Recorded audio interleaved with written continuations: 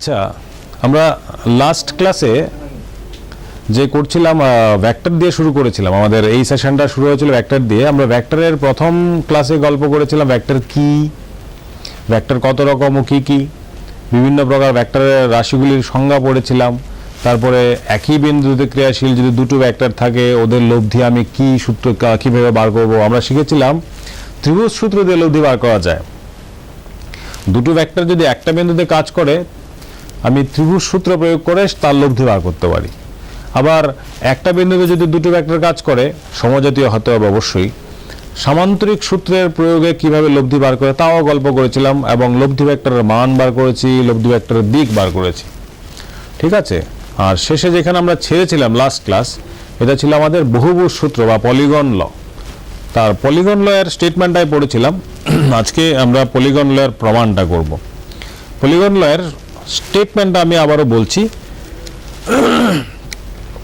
স্টেটমেন্টটা যদি বলো এরকমভাবে বলতে হবে যে একই বিন্দুতে ক্রিয়াশীল n সংখ্যক ভেক্টরকে যদি n+1 বাহু বিশিষ্ট বহুভুজের বাহুগুলি দ্বারা মানে এবং দিকে প্রকাশ করা যায়, তবে অন্তিম বাহুটি বিপরীত ক্রমে লব্ধি ভেক্টরের মান এবং দিক প্রকাশ করবে।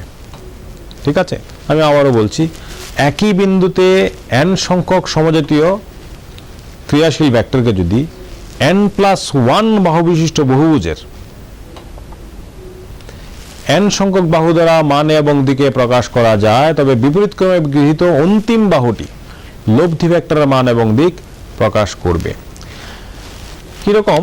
ধরো ও একটা বিন্দু, ও বিন্দুতে এইদিকে একটা ভেক্টর আছে, এদিকে একটা ভেক্টর আছে, এদিকে একটা ভেক্টর কাজ করছে, এইদিকে একটা ভেক্টর কাজ করছে, আবার এদিকে একটা ভেক্টর আছে। তাহলে ভেক্টর পি আছে এদিকে, কিউ আছে এদিকে, আর আছে এদিকে, এস আছে এদিকে এবং টি এদিকে। পাঁচটা ভেক্টর ও বিন্দুতে কাজ করছে, পাঁচটা ডিফারেন্ট ডিরেকশনে। ওদের লব্ধি বার করতে হবে। কিভাবে করব? ত্রিভুজ সূত্র দিয়ে তো সম্ভব না, সামান্তরিক সূত্র দিয়েও সম্ভব না। তো করবো কি করে? আমি এবার ওদেরকে প্রকাশ করতে পারি মতো একটা বহুভুজ ভাবলাম। আমি একটা এরকম বহুভুজ নিলাম যেটা অনেকটাই ষড়ভুজের মতো। তোমাদের সুবিধা হবে বলে আমি ইচ্ছে করে এরকম নিয়েছি। তাহলে পি ভেক্টরটাকে আমি এই বাহু দিয়ে প্রকাশ করতে পারি। দেখো, কিউ ভেক্টরটাকে এই বাহু দিয়ে প্রকাশ করতে পারি, আর ভেক্টরটাকে এই বাহু দিয়ে প্রকাশ করতে পারি, এসটাকে উপরের দিকে এটা দিয়ে প্রকাশ করতে পারি, টিটাকে এটা দিয়ে প্রকাশ করলাম। এখন একটাই বাহু বাকি, মানে বহুভুজটার নাম যদি A B C D E F D, sorry, তাহলে আমার একটা বাহু বাকি থাকে, এটা হচ্ছে A F Q R S T. এই পাঁচটা ভেক্টরকে ছটা বাহু বিশিষ্ট বহুভুজের পাঁচটা বাহু দিয়ে মান এবং দিকে প্রকাশ করা যায় গল্পের মতো।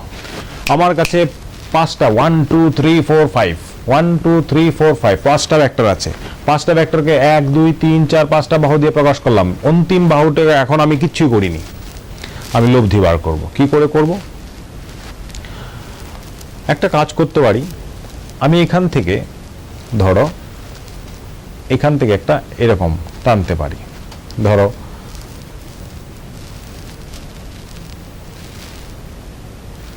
আমি যোগ করলাম, ঠিক আছে। আবার এখান থেকে এটা যোগ করলাম, আবার এখান থেকে এটাও যোগ করলাম, অসুবিধা নেই। আমি এখান থেকে এটা, এখান থেকে এটা, এখান থেকে এটা যোগ করলাম। যোগ করে কি করবে? এ বি সি একটা ত্রিভুজ ভাববে। এ বি সি ত্রিভুজের এই যে এসিটা, এসিটা কার কার সমান হবে?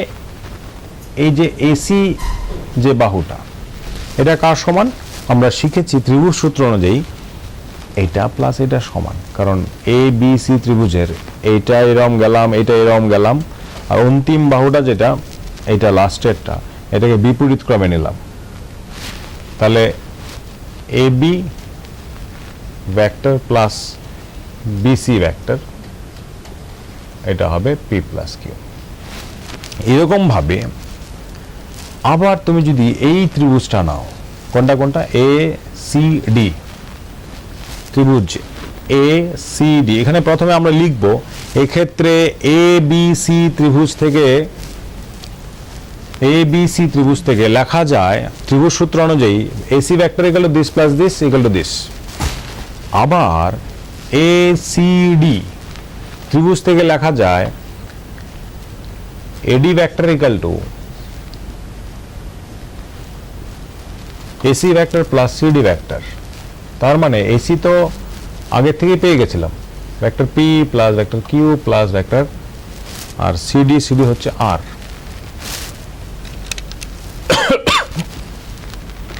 আবার এই ত্রিভুজ থেকে ধরি, এবার এ ডি ই ত্রিভুজ থেকে, এ ডি ই ত্রিভুজ থেকে AD plus D equal to হবে এ ই। দেখো এই vector equal to AD plus DE, AD vector plus DE vector. তাহলে এখানে এডি, এইটি তো আমি আগেই পেয়ে গেছিলাম, পি কিউ আর, আর ডি ছিল এস। তাহলে এবার এটা থাক। আবার এই লাস্ট এ ই এফ, এই ত্রিভুজ থেকে কি লেখা যায়, এ ই এফ ত্রিভুজ থেকে আমি যদি লিখি এ ই এফ ত্রিভুজ থেকে A F vector equal to এই vector plus E F vector. আর এই তুমি আগেই খবর পেয়েছো, এই A vector P plus vector Q plus vector R plus vector S. তাহলে এ এফ এটা যদি পেতে চাই আমি এ ই প্লাস ই এফ করবো, এই পেলাম পি কিউ আর এস, আর ই এফটা কত, টি ভেক্টর। সুতরাং P Q R S T ভেক্টরগুলোর লব্ধি ভেক্টরটি হবে A F vector equal to, ধরো এটাকে নাম দিয়ে দিলাম U, U vector equal to vector P plus vector Q plus vector R plus vector S plus vector T. তাহলে আমি গল্প শুনেছিলাম যে একটি বিন্দুতে যদি অনেকগুলো সমজাতীয় ভেক্টর কাজ করে এবং উহাদেরকে যদি একটি বহুভুজের, একটি খোলা বহুভুজের বাহুগুলি দ্বারা, ক্রমানুসারে গৃহীত বাহুগুলি দ্বারা মানেও দিকে প্রকাশ করা যায়, তবে বিপরীতক্রমে গৃহীত বদ্ধ বাহুটি, বিপরীতক্রমে গৃহীত অন্তিম বাহুটি, বিপরীতক্রমে গৃহীত অন্তিম বাহুটি আমি কি করে এই গেলাম, এই গেলাম, এই গেলাম, এই গেলাম, এই গেলাম, ভাবছিলাম এই যাব না, বলছি বিপরীতক্রমে আসুন আপনি। বিপরীতক্রমে গৃহীত অন্তিম বাহুটি লব্ধি ভেক্টরের মান এবং দিক প্রকাশ করবে। তাহলে তোমাকে যদি বলে লব্ধি ভেক্টরটা কত, তুমি কি করবে, সবগুলো ভেক্টরের এরকম ভেক্টর সাম করে দেবে, সবগুলো ভেক্টরকে এরকম যোগ করা যায়।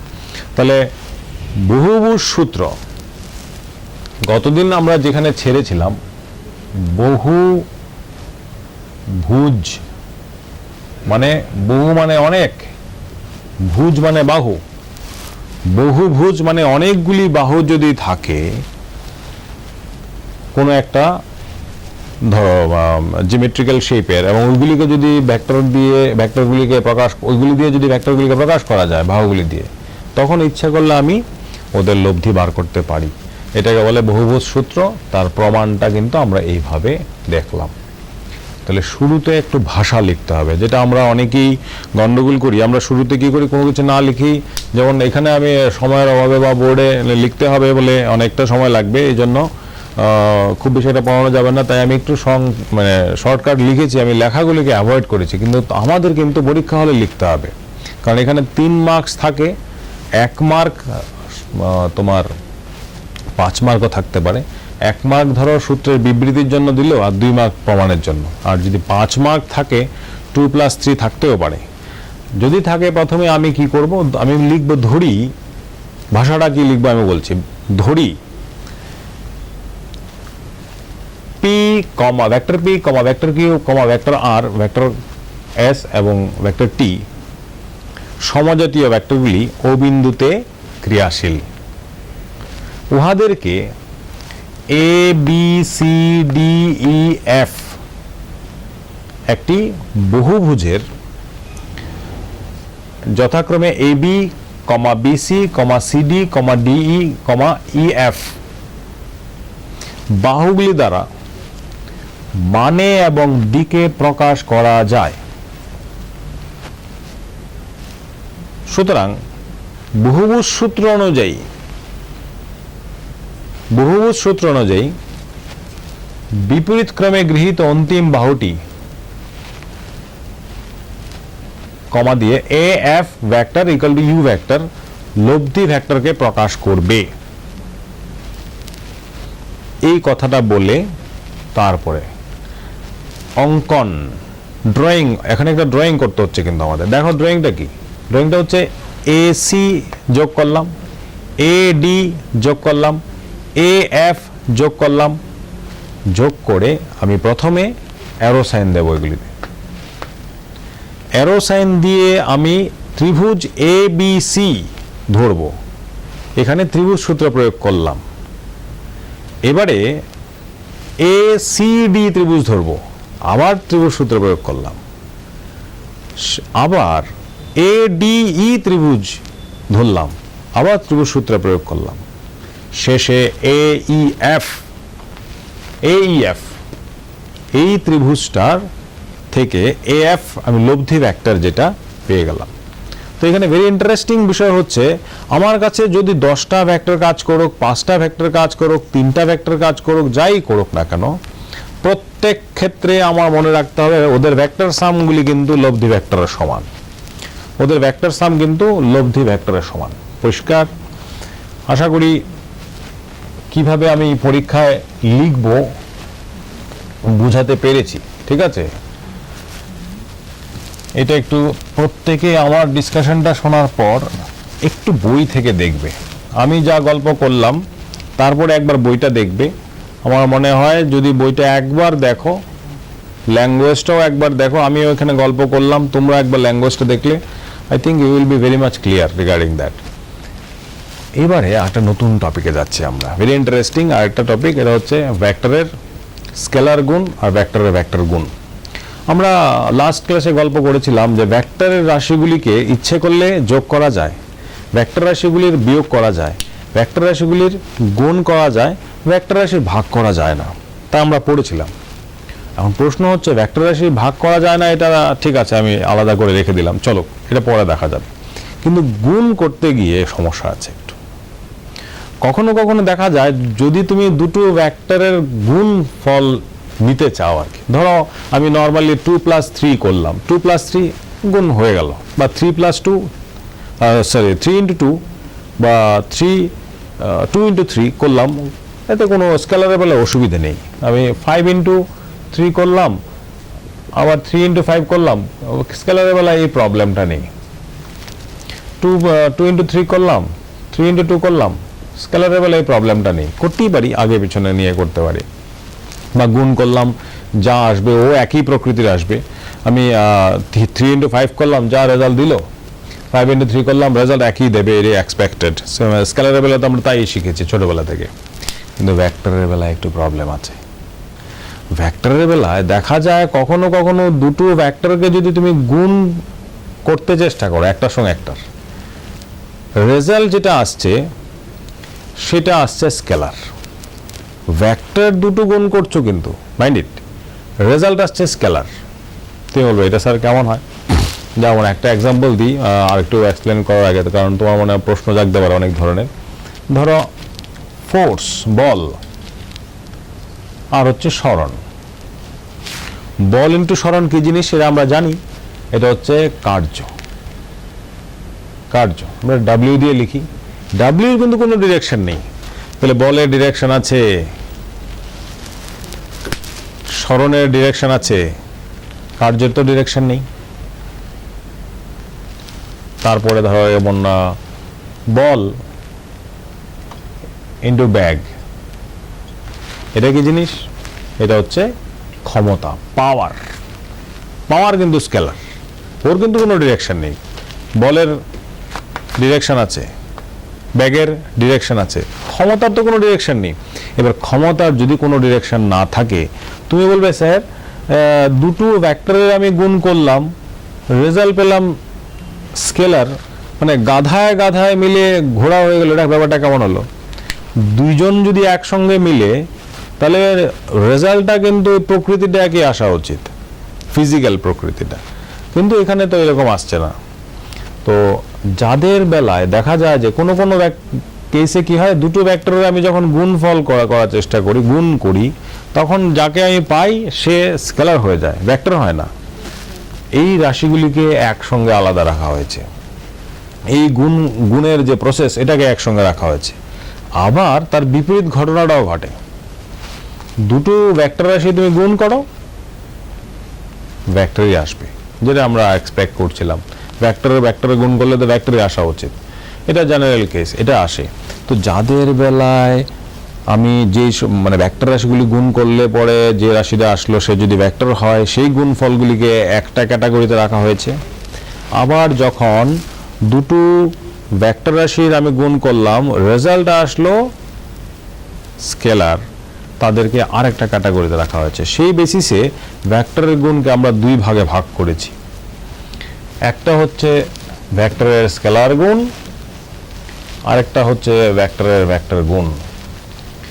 একটা হচ্ছে ভেক্টরের স্কেলার গুণ, আরেকটা হচ্ছে ভেক্টরের ভেক্টর গুণ।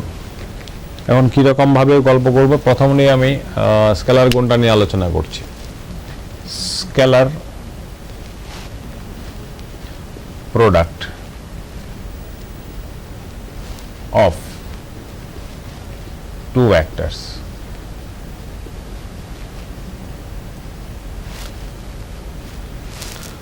বাংলায় যদি বলি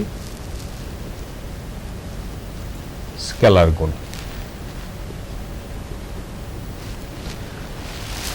বলেছে স্কেলার গুণটা কি, ধরো এখানে একটা ভেক্টর রাশি আছে, এখানে আরেকটা ভেক্টর রাশি আছে, দুটো ভেক্টর রাশি, এটা হচ্ছে ভেক্টর এ আর এটা হচ্ছে ভেক্টর বি। তারা পরস্পরের সঙ্গে থিটা কোণে আনত থেকে একটি বিন্দুতে কাজ করছে। তুমি বলবে স্যার এটা কেমন হয়, একটা ফিজিক্যালি আমি এক্সাম্পল দিই।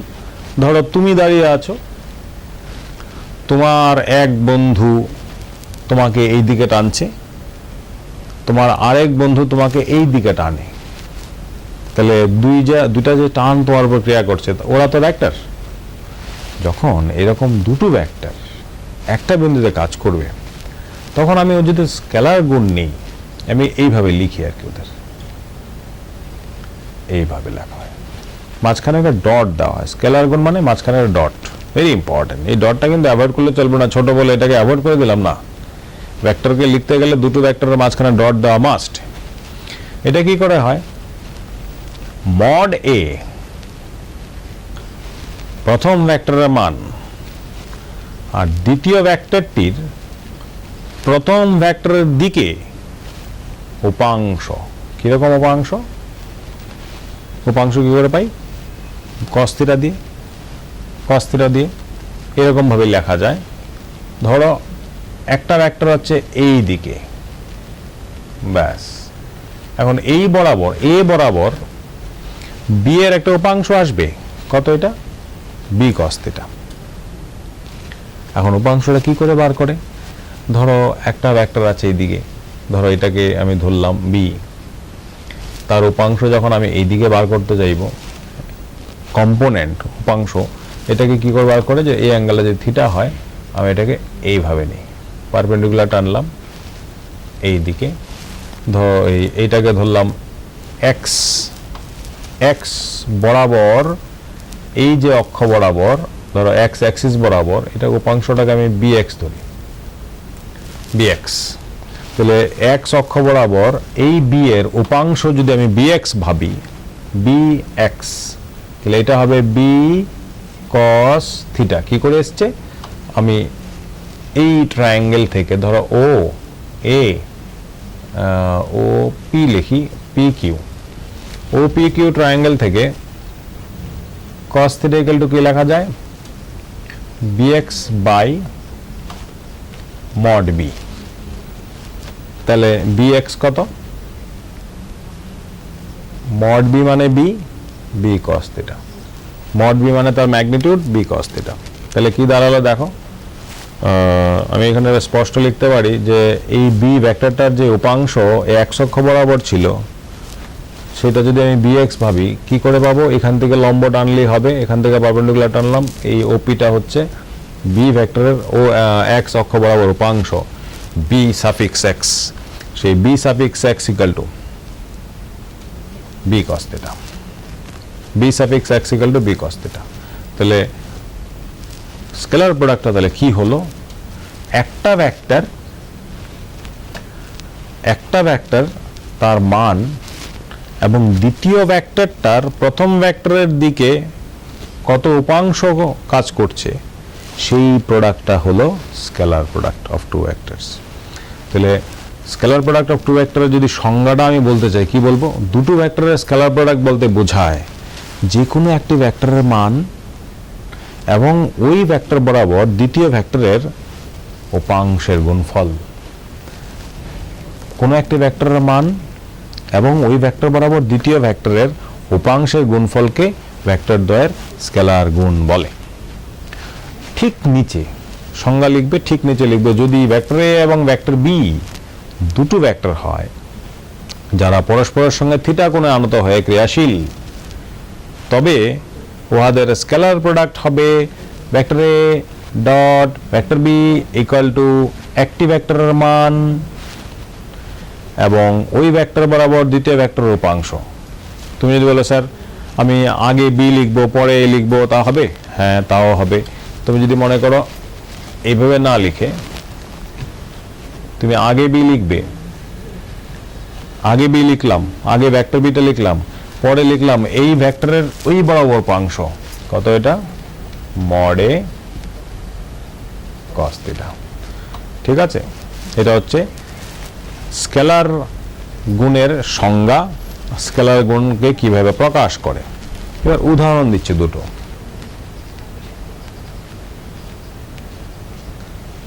একটা উদাহরণ তো একটু আগে, দুটো উদাহরণ একটু আগে বলেই ফেললাম। কার্য W equal to vector F dot vector S। তারপরে তোমাদের খুব চেনা জানা, এই জন্য এই দুটো লিখছি, এছাড়াও অনেক আছে, বাকিগুলো হয়তো আমরা ক্লাস 12 উঠলে পাবো, সেই জন্য এখন বললে তোমারও একটু আনইজি লাগবে, লিখছি না। ক্ষমতা P, এটা আমরা চিনি, vector F dot vector B. ঠিক আছে, এটা হলো স্কেলার গুণ, ভেক্টরের স্কেলার গুণ। এবারে ডিসকাশন করব ভেক্টরের স্কেলার গুণের বৈশিষ্ট্য। স্কেলার গুণটার কি কি প্রপার্টি আছে সেগুলি একটু দেখছি, ধর্মগুলো কি কি, কি কি নিয়ম মেনে চলে। আর 1 নম্বর হচ্ছে প্রথম বৈশিষ্ট্য,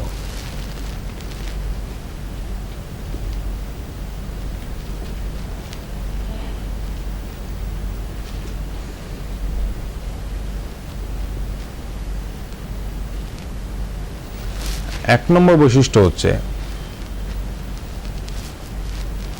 ভেক্টরের স্কেলার গুণ হলো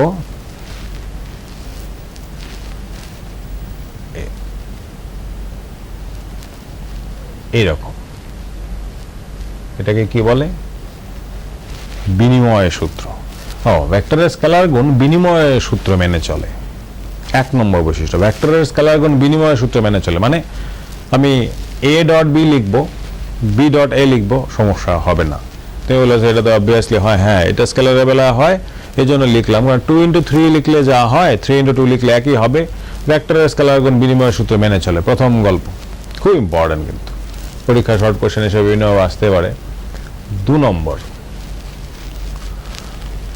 দুটো পরস্পর লম্ব ভেক্টরের স্কেলার গুণ 0 হয়। আমি লিখছি না, লিখলে অনেকখানি জায়গা লাগবে, আবার একটু সময় লাগবে। দুটো পরস্পর লম্ব ভেক্টরের স্কেলার গুণ 0 হয়। লম্ব ভেক্টর কোনগুলো? যদি একটা ভেক্টর এমন হয় আর একটা ভেক্টর এমন হয়, এই দুটো ভেক্টর পরস্পর লম্ব। এই যে অ্যাঙ্গেলটা 90, যদি এটা এ হয় এটা বি হয়, তাহলে এ ডট বি 0 হবে। তুমি বলবে স্যার কি করে হলো? আমি एग्जांपल দিচ্ছি স্টেটমেন্টটা লিখব দুটো লম্ব ভেক্টরের স্কেলার গুণ শূন্য নিচে নিচে লিখতে হবে সঙ্গে যদি ভেক্টর a এবং ভেক্টর b পরস্পর লম্ব হয় তবে vector a dot vector b equal to mod a mod b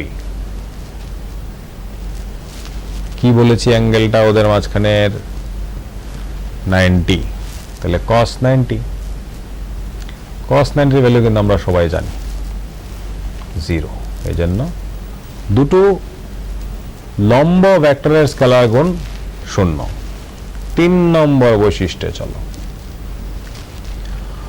দুটো সমান্তরাল ভেক্টর সমান্তরাল মানে দুটো একই দিকে কাজ করছে একই দিকে দুটো সমান্তরাল ভেক্টরের স্কেলার গুণ দুটো সমান্তরাল ভেক্টরের স্কেলার গুণ ভেক্টর দ্বয়ের মানের গুণফলের সমান ব্যাপারটা কেমন ধরো নিচে লিখলাম ধরি ভেক্টর a এবং ভেক্টর b পরস্পরের সমান্তরাল সমান্তরাল সুতরাং mod a ডট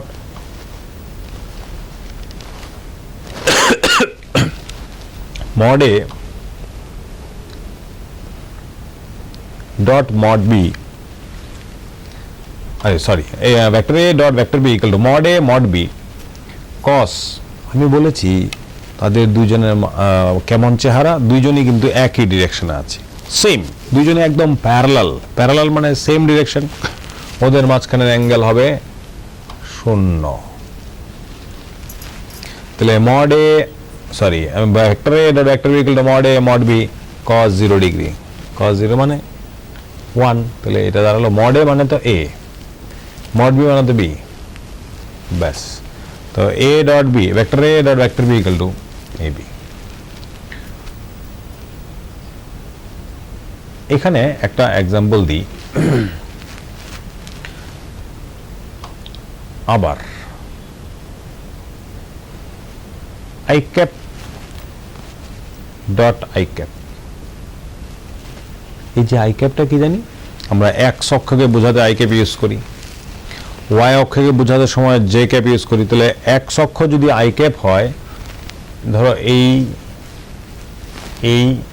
আর এই তিনটা অ্যাক্সিস যদি এরকম থাকে এটা x এটা ধরো y আর এটা যদি z তাহলে x অক্ষকে i cap দিয়ে বোঝায় y অক্ষকে j cap দিয়ে বোঝায় আর z অক্ষকে k cap দিয়ে বোঝায় আর আমরা গত লাস্ট ক্লাসে গল্প করেছিলাম যে i cap j cap k cap তারা হচ্ছে ইউনিট ভেক্টর i cap মানে x অ্যাক্সিস ডিরেকশন ইন্ডিকেট করে j cap মানে y অ্যাক্সিস ডিরেকশন ইন্ডিকেট করে k cap মানে z অ্যাক্সিস ডিরেকশন ইন্ডিকেট করে তো সেই কেসে i cap dot i cap যদি নিই তাহলে তো দুইজন একই ডিরেকশনে আছে দুইজন যে একই ডিরেকশনে থাকে আমি এখানে লিখব 0 j cap dot j cap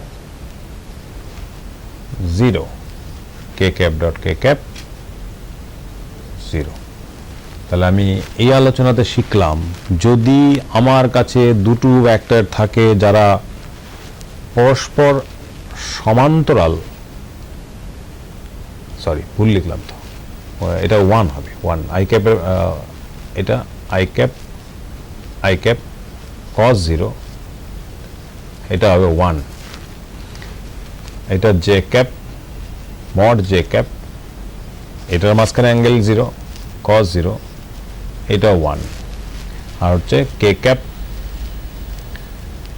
আবার mod k cap cos 0 এটা 1 তাহলে সমান্তরাল যদি দুটো ভেক্টর থাকে তাদের ডট প্রোডাক্ট নিলে জাস্ট রেজাল্টটা হবে দুটো ভেক্টরের মানের গুণফলের সমান আর এরকম যদি ইউনিট ভেক্টর থাকে আমি যদি একই রকম ইউনিট ভেক্টরের প্রোডাক্ট নেই ডট প্রোডাক্ট নেই তাহলে এটা হবে mod i ওদের মাঝখানে অ্যাঙ্গেলই নেই 0 ডিগ্রি cos 0 হলো 1 mod i মানে 1 mod i আবার 1 তাহলে 1 তাহলে আমি শিখলাম i cap dot i cap 1 j cap dot j cap 1 k cap dot k cap 1 একদম মুখস্থর মতো করে ফেলতে হবে যদি আমার কাছে দুটো ভেক্টর থাকে ইউনিট ভেক্টর যেমন i cap j cap k cap এমন থাকে যদি ওরা একই ডিরেকশনে কাজ করে, ডট প্রোডাক্টে 1 রেজাল্ট দেবে, 1। আর যদি এমন হতো আই ক্যাপ ডট আমি জে ক্যাপ নিতাম, I cap dot J cap যদি নিতাম তখন কি হতো? I cap dot J cap যদি নেই, ওদের মাঝখানে অ্যাঙ্গেল তো 90, এটা ওর এক্সাম্পল হয়ে যাবে আর কি। ওর বেলায় 90 ডিগ্রি ছিল না, তাহলে mod I mod J cos 90 degree, কারণ আই ক্যাপ তো এইদিকে, জে ক্যাপ তো এইদিকে, ওদের মাঝখানে অ্যাঙ্গেল তো 90 ডিগ্রি।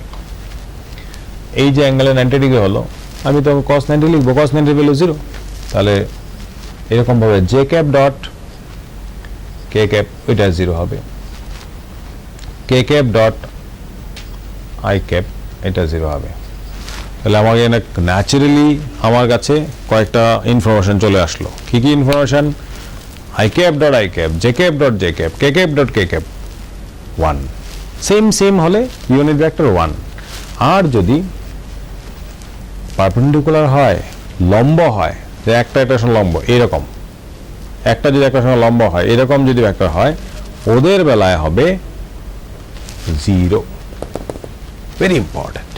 তাহলে ডট প্রোডাক্ট বা স্কেলার প্রোডাক্ট বা স্কেলার গুণ ক্লিয়ার হয়ে গেল আমাদের, আশা করি। তাহলে পরীক্ষায় যদি আসে স্কেলার গুণ কাকে বলে, প্রথম সংজ্ঞাটা আমরা কি লিখব? দুটো ভেক্টরের স্কেলার গুণ বলতে বোঝায় যে কোনো একটি ভেক্টরের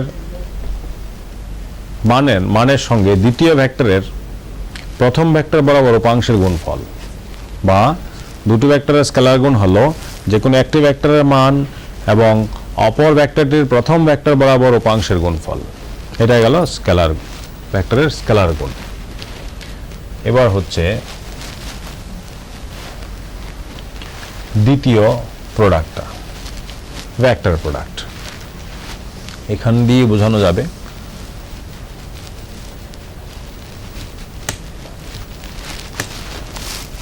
স্কেলার গুণের পরে আরেকটা পার্ট যেটা রইল vector product, vector product of two vectors অথবা ভেক্টর গুণ। ক্রস প্রোডাক্টও বলে এটাকে। এটা কি? দুটি ভেক্টরের ভেক্টর গুণ বলতে বোঝায়, এবেলে দুটো ভেক্টরের ভেক্টর গুণ বলতে বোঝায় যে কোনো একটা ভেক্টরের মান বা ভেক্টর দ্বয়ের, এরকম ভাবে ভেক্টর দ্বয়ের কোনো দুটো ভেক্টরের ভেক্টর গুণ বলতে বোঝায় ভেক্টর দ্বয়ের মানের সঙ্গে, ভেক্টর দ্বয়ের মানের গুণফলের সঙ্গে উহাদের মধ্যবর্তী কোণের সাইনের গুণফল। দুটো ভেক্টরের ভেক্টর গুণ হলো ভেক্টর দ্বয়ের মান এবং উহাদের মধ্যবর্তী কোণের সাইনের গুণফল, এবং ভেক্টর দ্বয় যে তলে অবস্থান করে, ভেক্টর দ্বয় যে তলে অবস্থান করে ভেক্টর গুণ করে নতুন যে ভেক্টরটি পাওয়া গেল তা ওই তলের সঙ্গে লম্ব দিকে কাজ করে বা লম্ব দিকে ক্রিয়াশীল হয়।